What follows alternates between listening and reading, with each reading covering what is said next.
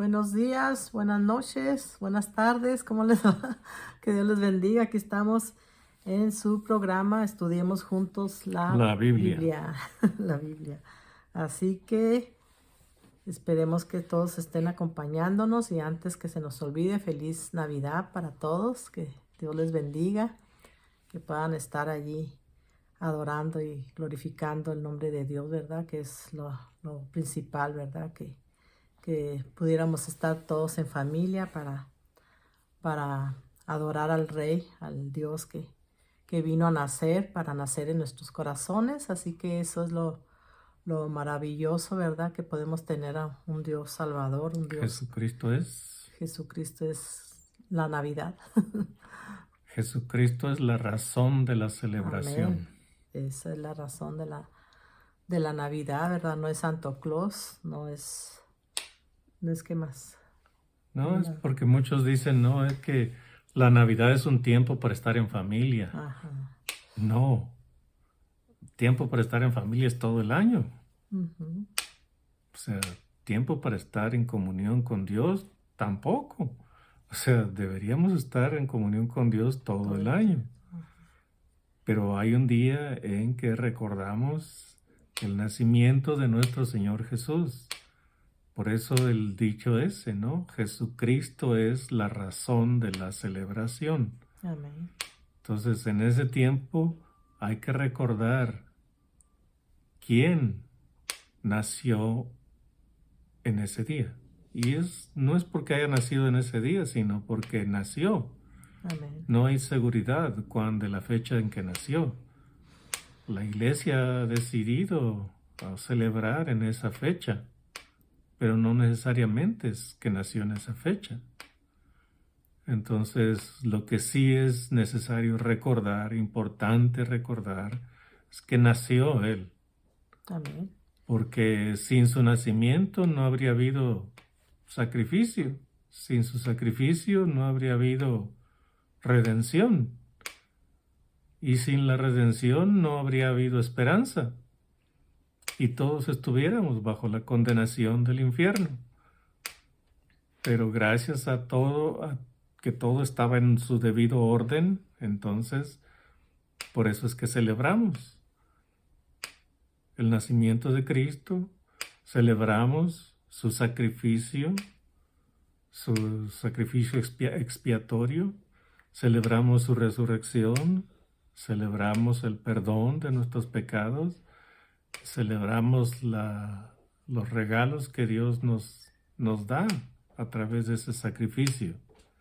Celebramos la vida eterna, celebramos la esperanza eterna que tenemos. Entonces sí, estamos en familia, pero es más importante recordar que por el sacrificio de Cristo tenemos una familia espiritual en todo el mundo. Además, somos parte de la familia espiritual de Dios. Y todo eso viene con una sola persona, con Jesucristo. Entonces, sí, podemos estar en familia, claro, pero a veces se pierde el sentido o el propósito de la celebración. Nos dedicamos más a qué vamos eso es para controlar los nervios. En qué vamos a comer y qué vamos a beber y qué vamos a regalar o a quién le vamos a regalar.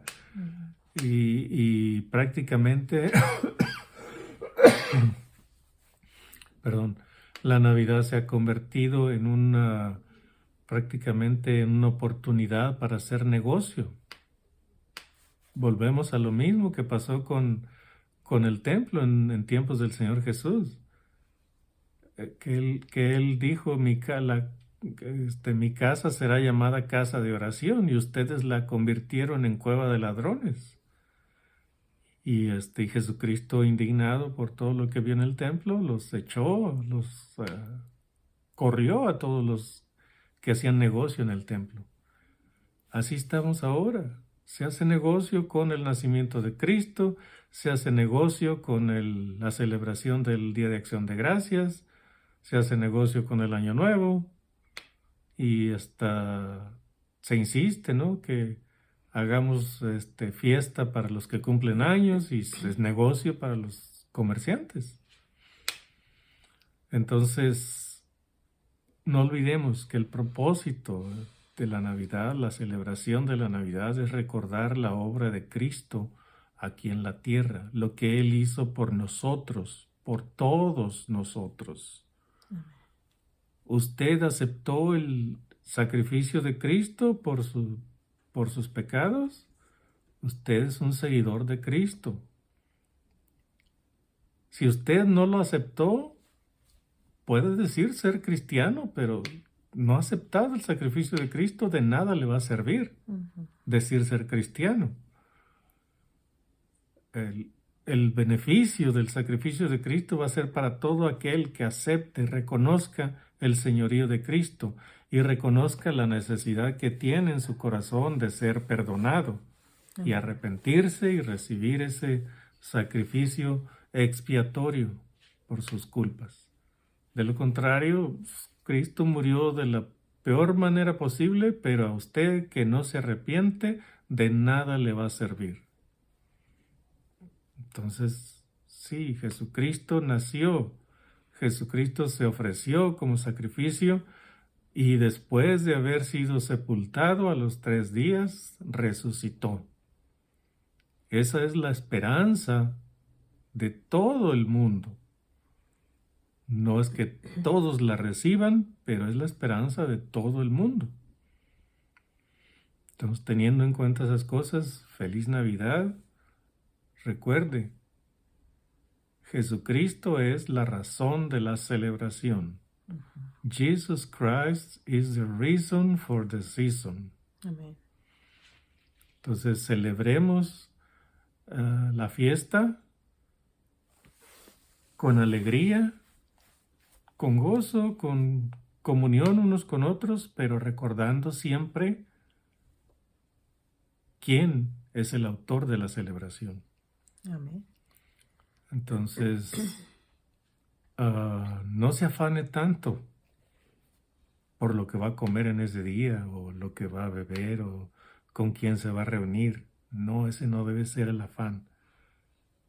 Desgraciadamente, pues, así se ha vuelto la celebración de la Navidad. En muchos casos, no en todos los casos, se ha vuelto una celebración mundana, donde al que menos se recuerda es al autor de la salvación.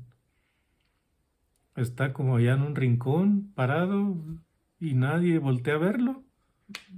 Nadie le hace un regalo a él, nadie le hace un saludo. Y termina la celebración sin que le hayan dado ningún reconocimiento al autor de la celebración. Entonces, es triste, pero así ha sucedido, así se ha vuelto esta celebración y muchas otras que tienen que ver con la fe.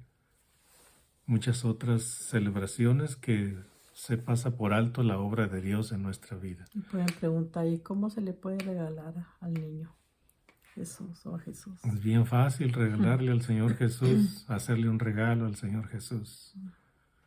Cuando usted ve ahí a un homeless ahí afuera,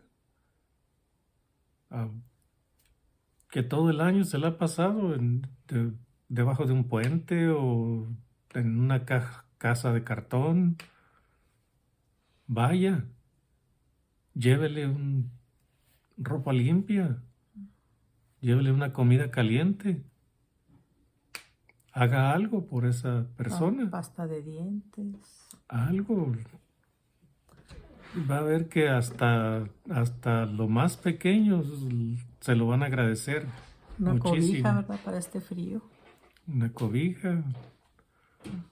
El sábado pasado tuvimos un reparto de comida y llegó mucha gente, muchísima gente. Algunos no se veían tan mal, otros sí se veían más o menos con necesidad, pero llegó mucha gente. Ahí en la iglesia repartimos, y todos se iban diciendo gracias, muchas gracias, qué bueno que están haciendo esto, muchas gracias, muchas gracias. Entonces, incluso llegó una persona que solo iba buscando una pareja, que solo iba buscando unos juguetes para sus 2 niños. No querían comida, no necesitaban comida. Tenían, bueno, iban en un vehículo bastante nuevo, que no era de él, pues del hombre, pero era del trabajo. Y y dijeron que nada más a eso iban. Y al final, antes de irse, ya estaban en su carro, pero regresó el hombre y dijo, ¿dónde puedo dar un donativo? Dice, para esta iglesia. Y entonces el encargado del evento le estuvo diciendo cómo hacerlo. Y hay mucha más necesidad que eso que hicimos nosotros. Lo que hicimos nosotros fue bueno, pero no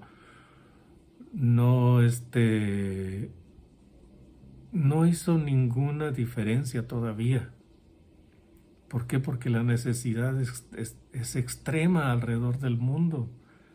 Aquí en Estados Unidos hay muchos recursos para gente pobre, gente indigente, pero hay países donde nacen, crecen, se reproducen y mueren en la miseria. Es increíble, o sea, no es porque yo lo diga, sino que lo han dicho otras personas que he leído, que están dedicadas a ese trabajo de ayudar a los pobres. A través de World Vision, a través de Asia para Cristo, a través de Feed the Children, a través de pues muchas otras organizaciones que de verdad no podemos ni atenderlas a todas. Podemos enfocarnos en una y dedicarnos en esa y ya nada más ahí trabajar. Pero hay tantas organizaciones que están haciendo ese trabajo que pues nos han mostrado que es un trabajo abrumador, que un trabajo que no sabe terminar. El único que va a poder terminar con ese trabajo de limpiar, de erradicar la pobreza en el mundo, es nuestro Señor Jesús. Él se va a encargar de eso personalmente. Pero eso está en el futuro todavía. Ahorita hay mucho que hacer y hay mucho en lo que podemos trabajar. Pero regalarle al Señor Jesús en esta celebración es bien fácil. Solo es cuestión de voltear a ver alrededor nuestro y vamos a encontrar a alguien con una necesidad. Incluso un vecino que tiene su casa, un anciano o anciana que tiene su casa, pero no la puede mantener. Esa persona necesita ayuda para darle mantenimiento a su casa.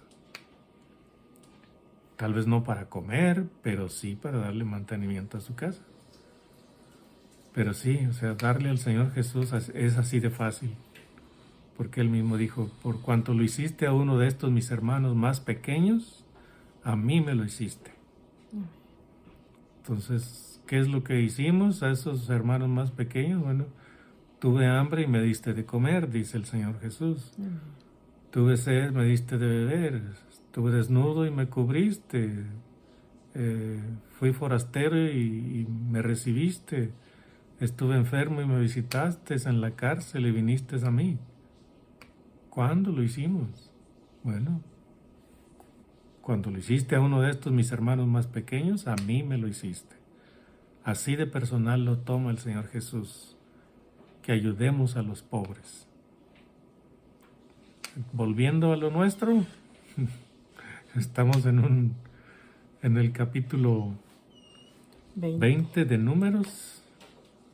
Para empezar, ¿qué más tienes? Número 20, vamos a hablar de la agua de la roca, que se trata de la murmuración y queja. Y vimos en el número 19 la purificación de los inmundos. Así que pues esperamos que se deleite, como dice la palabra de Dios en Salmos 37:4. Deleítate a sí mismo en Jehová y Él te concederá las peticiones de tu corazón. Así que hay que deleitarnos en la palabra de Dios porque ahí está la vida, ¿verdad? Ahí está el consejo de Dios. Empecemos. Es una de las cosas que estábamos escuchando, ¿no? De los que predican pues la palabra, es que desde el capítulo 14 de Números llegaron ellos a un lugar que se llama Cades Barnea. Y de allí iban a empezar la entrada a la tierra prometida, la conquista de la tierra prometida. Pero fueron rebeldes, enviaron los espías, regresaron, dieron mal testimonio, tuvieron miedo y se echaron para atrás. Entonces, porque dice Dios, porque no confían en mí, en que yo los puedo meter a pesar de que haya gigantes ahí en esa tierra, no van a entrar. Toda esa generación que salió de Egipto y que está ahora para entrar en la tierra prometida, toda esa generación no va a entrar. Los de 20 años hacia arriba que fueron contados en el censo, no van a entrar ninguno. Todos van a perecer en el desierto y Dios los envía de regreso al desierto. Entonces, del 14 al 20, todos estos capítulos son un recuento de lo que pasó durante ese tiempo en el desierto. Fueron 38 años, más 2 años que estuvieron en el monte Sinaí. Entonces, en total fueron 40, sin entrar a la tierra prometida. Entonces, 38 años anduvieron ahí dando vueltas en el desierto. Y durante esos 38 años ocurrieron varias cosas que están ahí, pues usted los puede ver en su estudio personal. Pero están de nuevo en el capítulo 20, en el mismo lugar. Después de 38 años de vagar en el desierto, están de nuevo en Cades Barnea. Desde ahí va a empezar ya el camino hacia la tierra prometida. Entonces, Dios de Cades Barnea los regresó al desierto durante 38 años y los hizo regresar de nuevo a Cades Barnea. Ahora sí, tomen la decisión correcta. Atiéndanme a mí, no atiendan sus propios pensamientos. Yo me voy a encargar de la conquista de la tierra prometida. Yo les voy a dar la victoria. Pero de nuevo están allí donde antes habían estado y los regresó Dios al desierto. Ahora están de nuevo aquí, Cades Barnea. Y de aquí va a ser la partida hacia la tierra prometida. Entonces, antes de empezar la lectura, dediquemos una oración a nuestro Dios y continuamos con la lectura. Bendito Dios, Padre Todopoderoso, Señor del cielo y de la tierra, Creador de todo lo visible y lo invisible, el autor de nuestra salvación y el autor de nuestra redención, del sacrificio expiatorio que propusiste para todos nosotros. Te damos muchísimas gracias por esta lectura que vamos a tener hoy y que nos ayudes, Padre, a hablar lo que está conforme a lo que se dice aquí en este capítulo 20 del libro de Números y que podamos hablar pues con orden, Padre, y con exactitud las cosas que tú dejaste aquí establecidas para nosotros. Que no leamos simplemente, sino que aprendamos a leer entre líneas.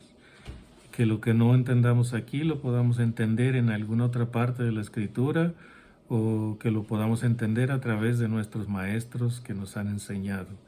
Gracias pues por esta lectura de Números 20 y que sea una lectura de provecho para todos, Padre.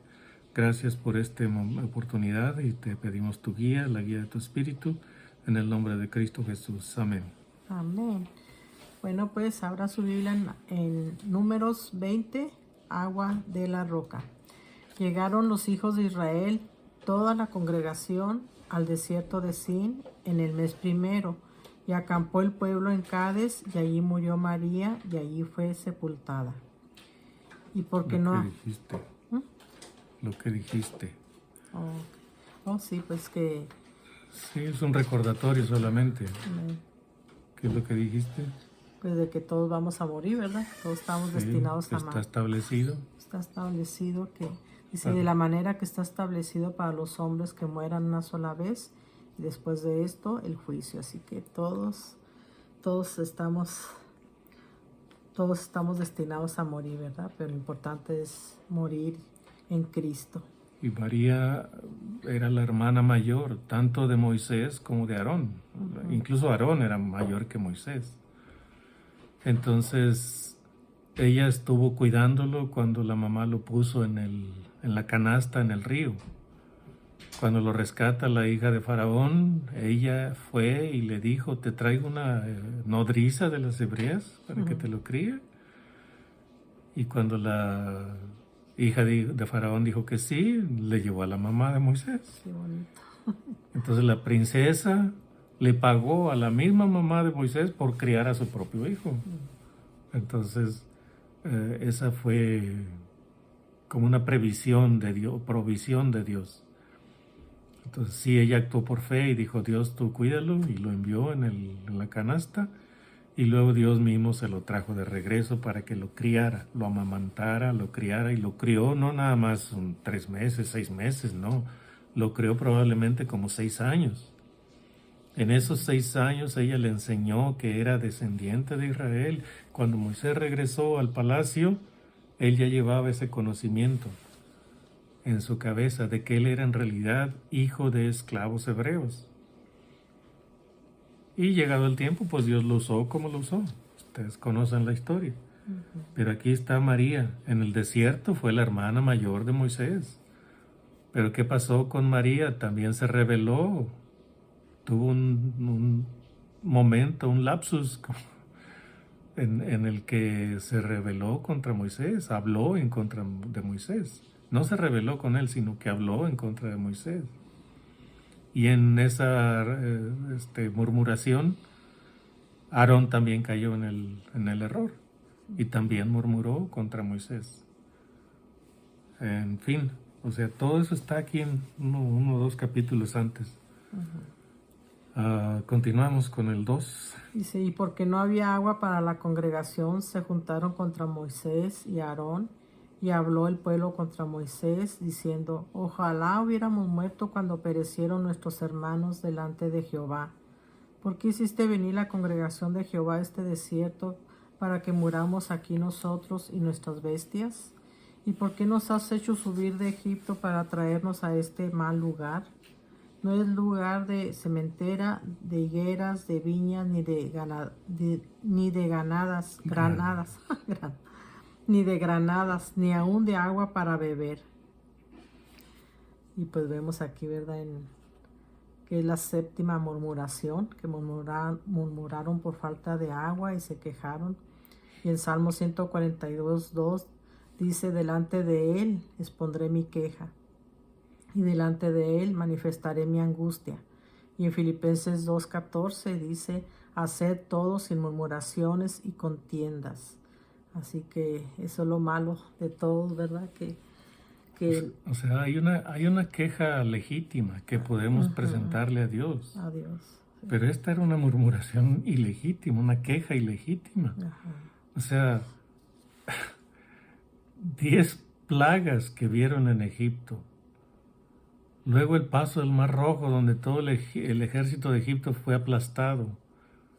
Luego el monte Sinaí, donde oyeron y vieron la presencia de Dios. No vieron su figura, porque Dios es espíritu, pero vieron lo que la presencia de Dios hacía en un monte que parecía que ardía en la parte de arriba del monte. Les proveyó agua. Cuando Dios le dijo a Moisés, golpea la roca, y la roca dio agua en abundancia para todos. Imagínense, eran como entre 3 y 5 millones de seres humanos, aparte del ganado. Y les dio agua para que bebieran todos. Entonces eran milagros portentosos que les mostró. Pero, ¿qué pasó después de todos esos milagros? ¿Seguían quejándose contra Dios? Todavía después de 38 años dice, ¿y por qué nos has hecho subir de Egipto? Después de 38 años todavía estaban queriendo regresar a Egipto para traernos a este mal lugar, porque todavía la panza los dominaba. Porque ahí están diciendo, no es lugar de cementera, de higueras, de viñas, ni de granadas, ni de agua siquiera.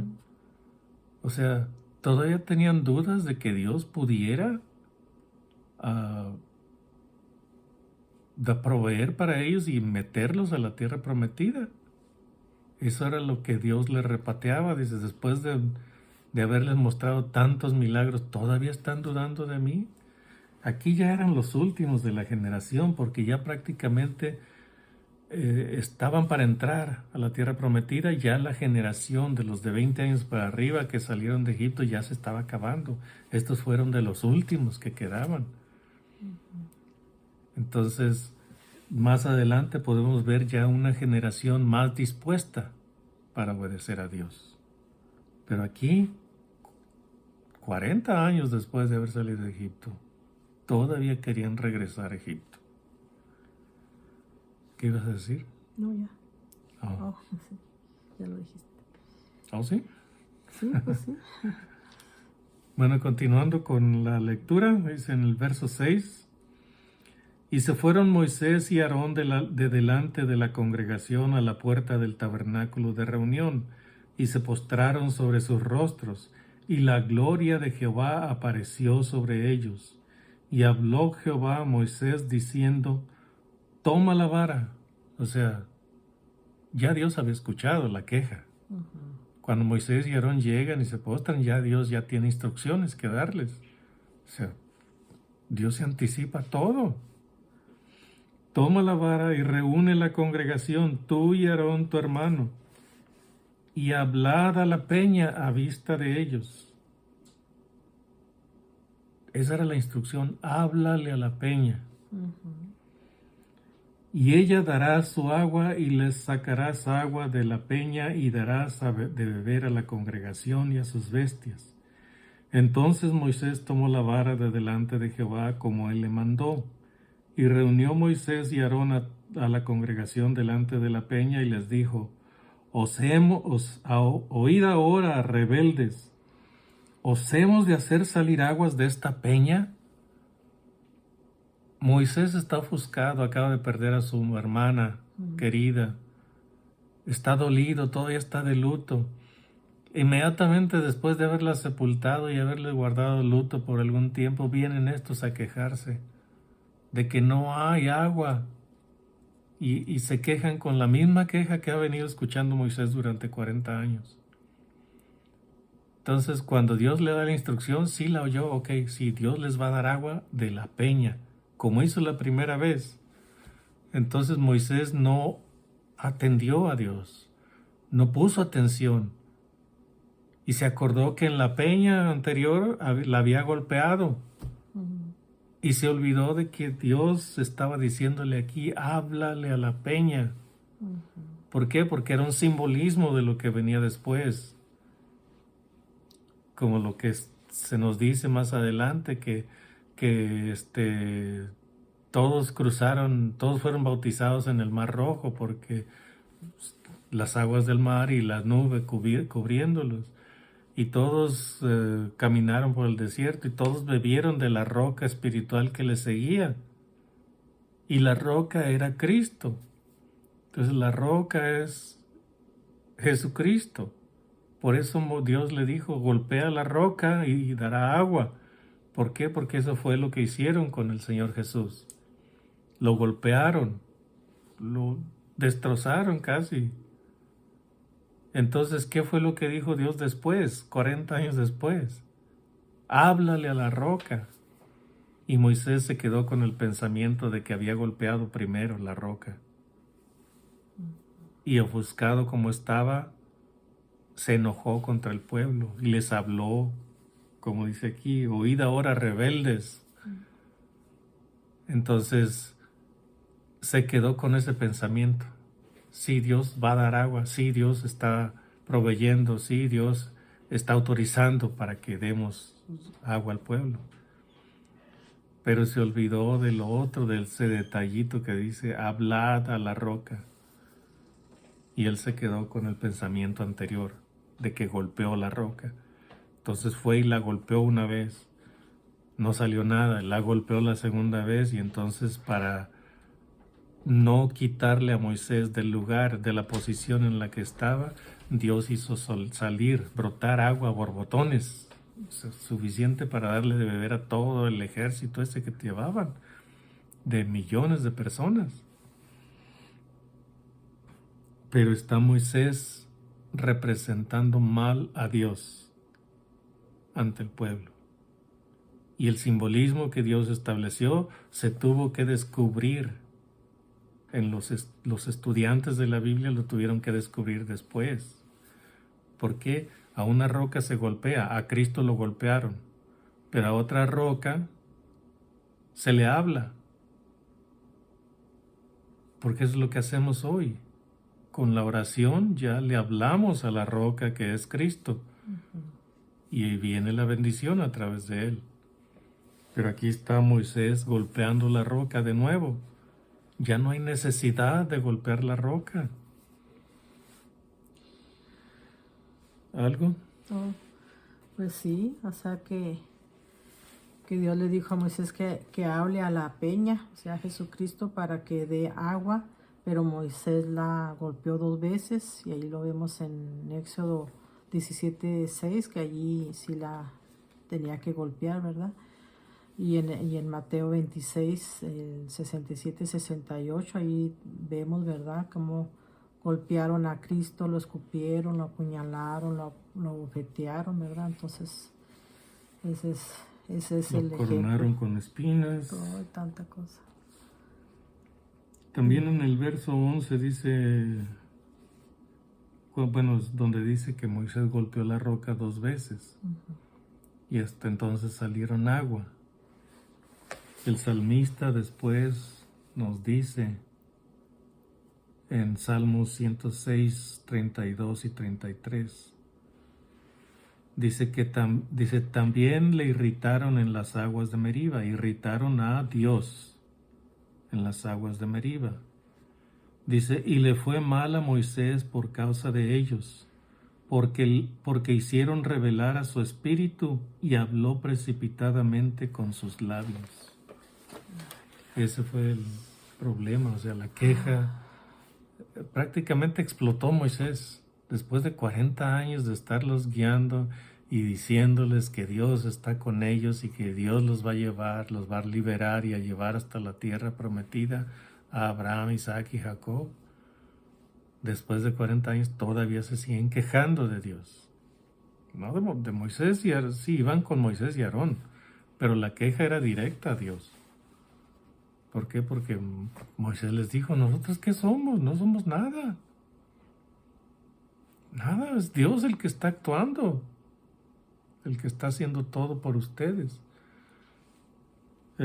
Continuamos. El 11 dice, entonces alzó Moisés su mano y golpeó la peña con su vara 2 veces. Y salieron muchas aguas y bebió la congregación y sus bestias. Después ahí enseguida viene la recriminación de Dios, la corrección de Dios y la sentencia que le dio a Moisés. 12. Dice, y Jehová dijo a Moisés y a Aarón, por cuanto no creísteis en mí para santificarme delante de los hijos de Israel, por tanto no meteréis esta congregación en la tierra que les he dado. Estas son las aguas de la rencilla, por las cuales contendieron los hijos de Israel con Jehová, y él se santificó en ellos. Edom rehúsa dar paso a Israel. Ahí está, o sea, le costó a Moisés haberse descuidado en ese momento, le costó la entrada a la tierra prometida. No le costó su salvación, ni su herencia eterna, nada, no. Fue un pecado que le fue perdonado, una falta que le fue perdonada. Pero él no pudo entrar a la tierra prometida por causa de eso, ni Aarón entró a la tierra prometida por causa de eso, porque los dos fueron los que representaron mal a Dios. Moisés dijo, ¿les hemos de sacar agua de esta roca? Dijo, nosotros, Aarón y yo, ¿les hemos de sacar agua de esta roca? Y Moisés y Aarón, me supongo que estaba a un lado de Moisés diciendo, sí, pongan atención.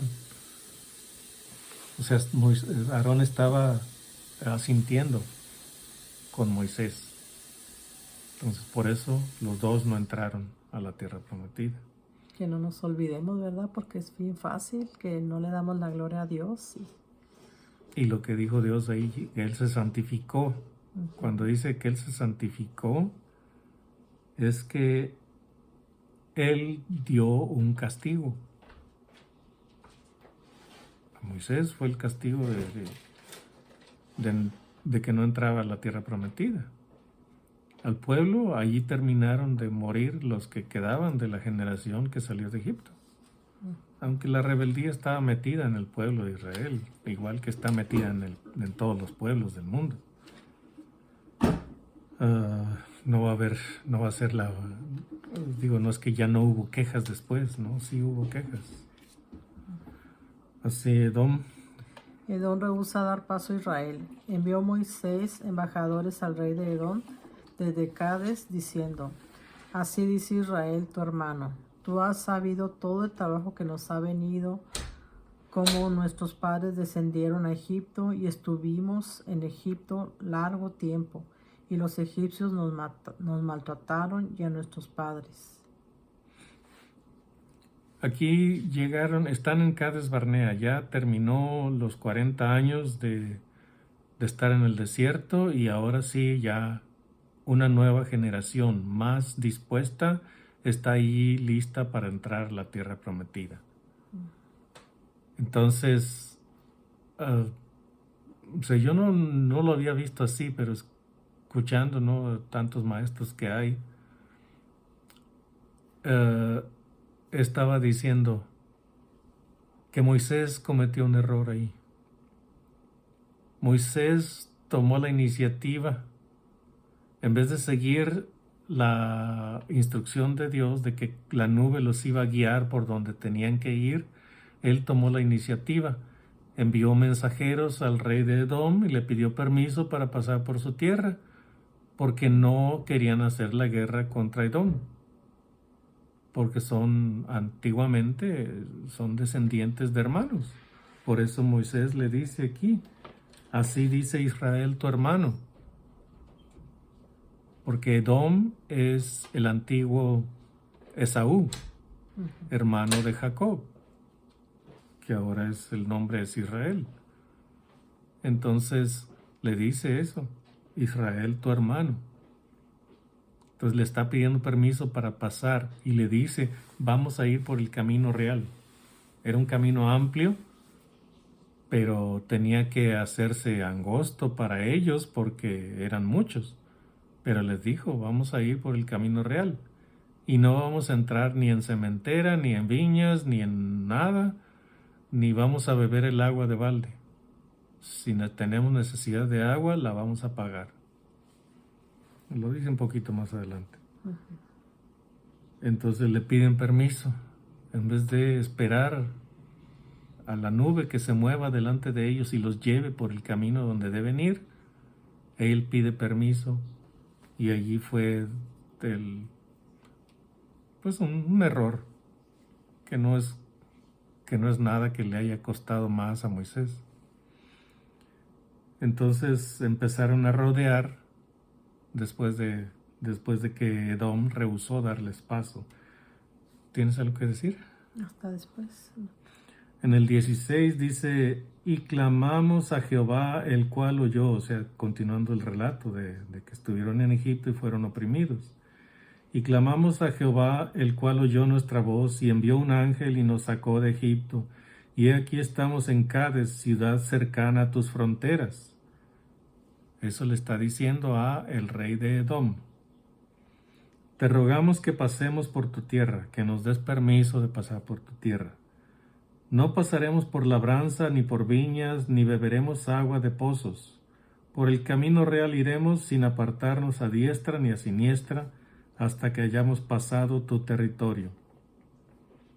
Entonces, era una, ¿cómo se dice? Pues una embajada política, pidiendo permiso para pasar por el territorio de Edom. Entonces, ya eran un pueblo, ya eran una nación, entonces tenían que actuar conforme a las reglas de la regla política, ¿no? Ir como enviar una embajada y pedir permiso para pasar por el territorio, en vez de esperar a ver por dónde los llevaba la columna de nube o la columna de fuego. Edom le respondió: no pasarás por mi país, de otra manera saldré contra ti armado. Y los hijos de Israel dijeron: por el camino principal iremos, y si bebiéremos tus aguas, yo y mis ganados, daré el precio de ellas. Déjame solamente pasar a pie, nada más. Entonces sigue siendo diplomático los enviados de Moisés. Pero él respondió: no pasarás. Y salió Edom contra él con mucho pueblo y mano fuerte. En el 20. Ya el 21 dice: no quiso pues Edom dejar pasar a Israel por su territorio, y se desvió Israel de él. O sea, probablemente Dios ya sabía eso. Entonces, antes de que hubiera enviado Moisés embajadores a Edom, hubiera llevado con la nube o a rodear el territorio o a impresionar al rey de Edom, mostrando la nube que los guiaba. Probablemente si hubiera aparecido la nube esa como guía del pueblo de Israel, Edom se hubiera tenido miedo y los hubiera dejado pasar tranquilamente. O la nube pudo haberlos llevado desde antemano por el otro camino, el rodeo de la tierra prometida. O quién sabe qué hubiera hecho. O sea, simplemente son conjeturas. No es que solo esas opciones hubiera podido haber, sino que Dios es mucho más grande y Él pudo haber establecido un sinfín de opciones para el pueblo de Israel. El caso es que aquí tuvieron que rodear. Ese fue el resultado de la diplomacia, de los enviados, de los embajadores enviados por Moisés. ¿Qué más? Pues que sí, o sea que Moisés no le pidió a Dios para pasar a la tierra prometida y le pidió permiso a Edom, y Edom no lo dejó pasar. Y vemos, ¿verdad?, como en este versículo está lo que dice Jeremías 17:5, dice: maldito el varón que confía en el hombre. Pero en Salmo 84:12 dice: dichoso el hombre que en ti confía. Así que pues hay que confiar en Dios y no en el hombre, ¿verdad? Porque Dios tiene cosas mejores para nosotros. Si nos ven muy abrigados es porque está haciendo un poco de frío aquí. Sí. ¿Sigo? Aarón muere en el monte Hor. Y partiendo de Cades, los hijos de Israel, toda aquella congregación, vinieron al monte de Hor. Y Jehová habló a Moisés y a Aarón en el monte de Hor, en la frontera de la tierra de Edom, diciendo: Aarón será reunido a su pueblo, pues no entrará en la tierra que yo di a los hijos de Israel, por cuanto fuisteis rebeldes a mi mandamiento en las aguas de la rencilla. Toma a Aarón y a Eleazar su hijo y hazlos subir al monte de Hor.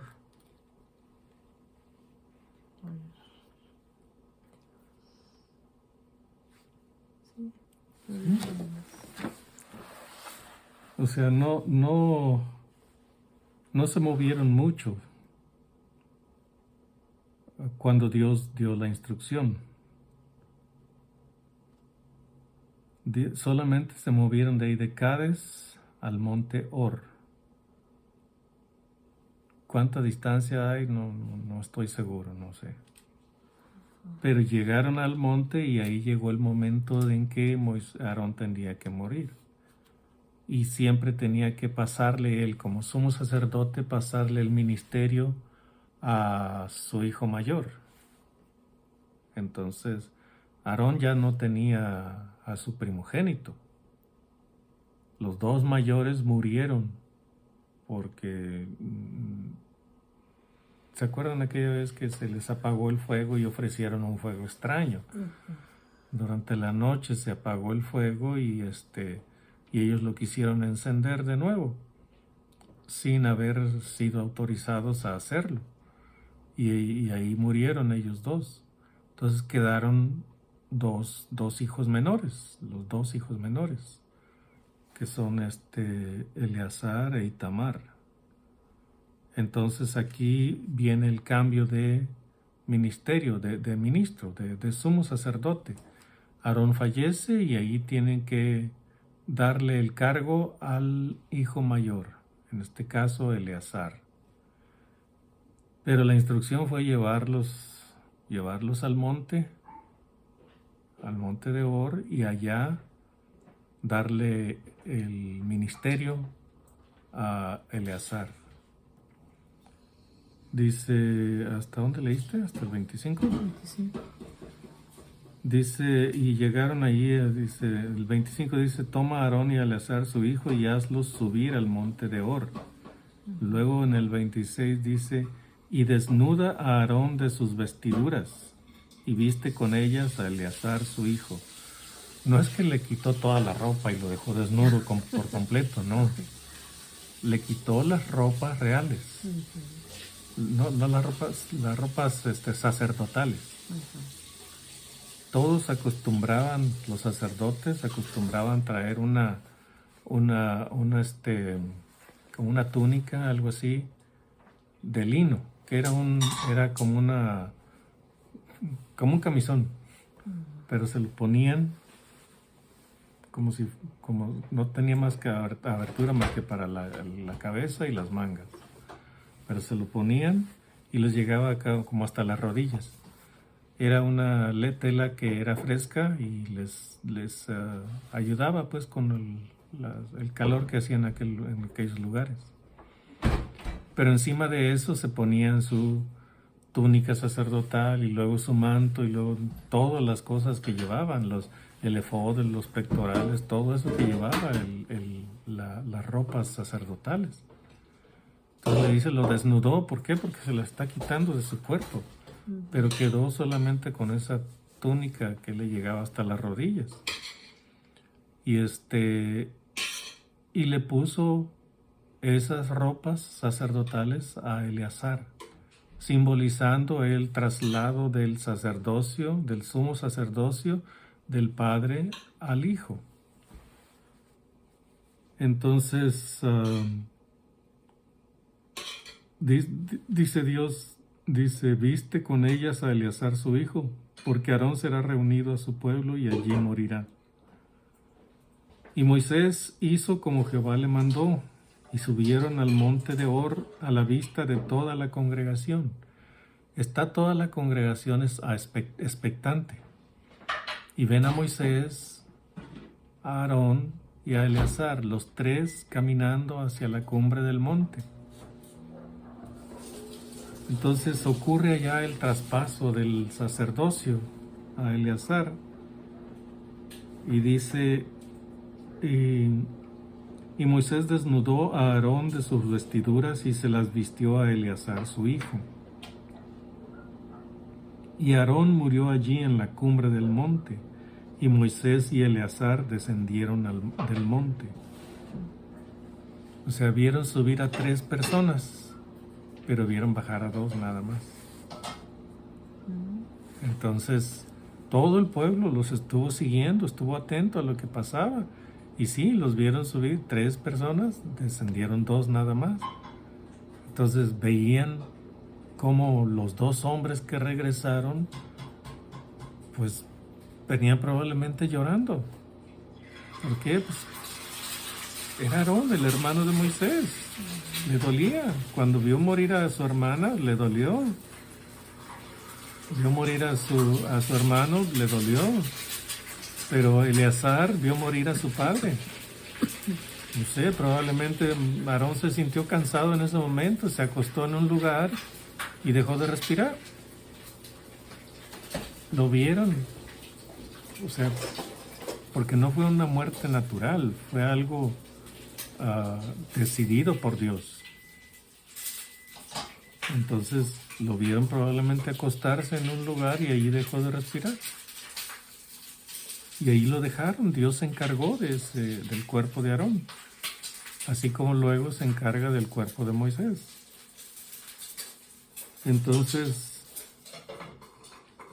ven que suben los 3 varones, los 3 hombres, y luego descienden solamente 2. Entonces cuando ven que vienen solamente ellos 2, todo el pueblo se aflige, porque Aarón hizo su trabajo, bien o mal, pero hizo su trabajo. Él era el ministro, el sacerdote que ofrecía la sangre por ellos, que estaba delante entre ellos y Dios. Él oraba por ellos, él los consolaba, él los aconsejaba, él los hacía litigios entre unos y otros. Cuando alguno tenía lepra, él lo examinaba y decía, pues es lepra, tienes que aislarte. Y luego ya que se aliviaba, venían con él y le decía, sí, ya estás limpio, cumple con el ritual de limpieza. Entonces, amaban a Aarón, bueno, la mayor parte del pueblo, porque los que se quejaban eran menores, eran menos los que se quejaban que los que los que se mantuvieron fieles. O sea, a veces todos se quejaban. ¿Por qué? Porque los quejosos los influían a los demás. Pero había quienes no se quejaban entre ellos. Entonces sí, amaron a Aarón, y cuando vieron que descendieron nada más Moisés y Eleazar, entendieron que Aarón había muerto. Y dice, y viendo toda la congregación que Aarón había muerto, le hicieron duelo por 30 días todas las familias de Israel. O sea, lo vieron durante 40 años, o casi 40 años, como el sumo sacerdote escogido por Dios. Y allí estuvo junto a Moisés todo el tiempo. Y entonces estaban encariñados con él y tuvieron que guardarle luto por 30 días.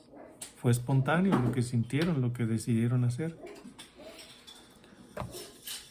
¿Qué más? Pues sí. Vemos aquí cuando Moisés desnudó a Aarón de sus vestiduras, se las vistió a Eleazar, su hijo, y allí murió Aarón.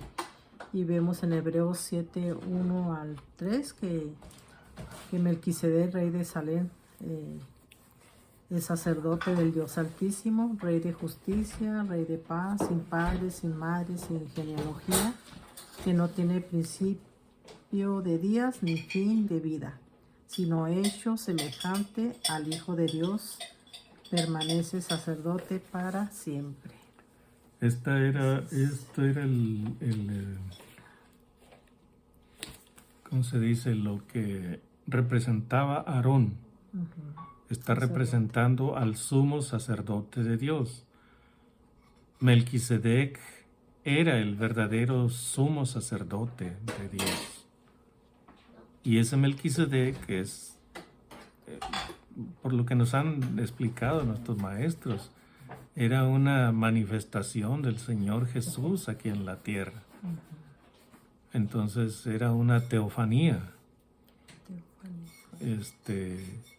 Que es una manifestación de Dios previa a la manifestación real o la manifestación actual, cuando se manifestara en carne y hueso, como lo hizo con el Señor Jesús.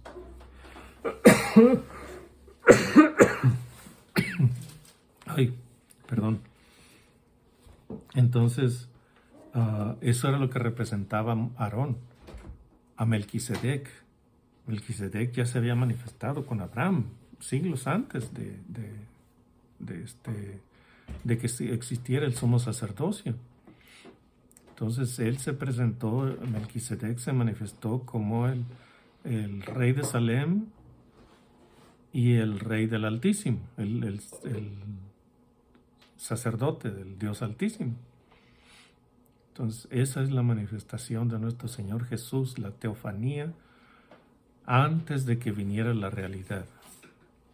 Entonces, aquí está muriendo el sumo sacerdote y le traspasan el sumo sacerdocio al siguiente, al hijo mayor. Y el hecho de que haya sido así por siglos es una manifestación o una representación de que Melquisedec, el Señor Jesús, tiene el sacerdocio para siempre. Él es el sumo sacerdote de Dios para siempre. Amén. No hay otro que pueda decirse de él lo mismo.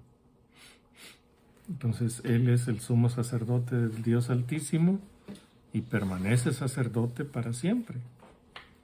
Entonces, terminamos el capítulo. Terminamos, así que pues recuerde, festeje a Cristo todo el tiempo, no solamente este día, que tenga a Cristo siempre en su corazón y recordando, ¿verdad? Vaya al departamento de quejas, ahí con Cristo quéjese, porque a Él es el que tenemos que ir, ¿verdad? A quejarnos, como humanos siempre nos falla, ¿verdad? Y murmuramos y nos quejamos, pero tenemos que estar recordando que es con Cristo, ¿verdad? Y que sea una queja legítima, no como las de estas gentes. Así es. ¿Y al fin? Ya, se acabó. Pues sigan orando por nosotros, que podamos seguir haciendo estos videos y lo podamos hacer más seguidito. Hemos estado también ocupados en la iglesia y cosas, ¿verdad? Así que pues ayúdenos a orar y compartan los videos, ¿verdad? Oren por estos videos también y pues recuerden toda la palabra de Dios, ¿verdad? Es bonito siempre estar recordando toda la palabra de Dios. Si no ha visto los otros videos desde el principio, acuérdense que los estamos haciendo desde Génesis y capítulo por capítulo, así que espero que los comparta y que también los estudie junto con su familia, con los vecinos, en el trabajo, etcétera. Así que, bueno, que tengan una semana y feliz día de compartir a Cristo.